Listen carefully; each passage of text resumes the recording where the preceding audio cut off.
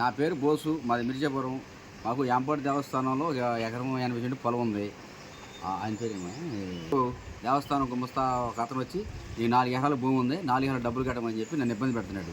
కట్టినందుకు మైకాలో అచ్చంగా మా కుటుంబం పేర్లు మీద చెప్పి మైకా యానివర్స్ చేసి ఊరంతా తిప్పుతున్నాడు. ఏంటని గొడవ పెట్టుకుంటే నాకు తెలియదు అన్నాడు. లేదు మీ పొలం సర్వే నెంబర్ చెప్పమన్నాడు. నా పొలం ఎక్కడ చూపివ్వండి, మీ పొలం ఎక్కడ ఉంది అన్నాడు. నేను కేకలేసాను. ఆ రోజు వెళ్ళిపోయాడు. ఇంకోసారి వచ్చి పొలంలో మీకు ఏలం వేస్తాము జప్తు చేస్తామన్నాడు. ఏవై మా పొలం ఎక్కడ చూపించుకొని పదమన్నా నాకు తెలియదు అన్నాడు. ఇంటికి వచ్చి కేకలేసాను. అది జరిగింది.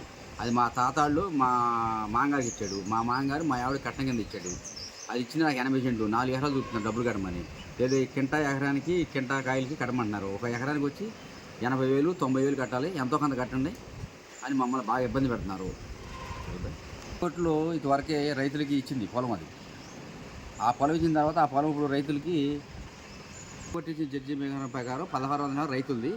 దానికి కొంతమందిని ఇబ్బంది పెడుతున్నారు. కొంతమంది దగ్గర డబ్బులు అడుగుతున్నా, కొంతమందిని బాగా ఇబ్బంది పెడుతున్నారు.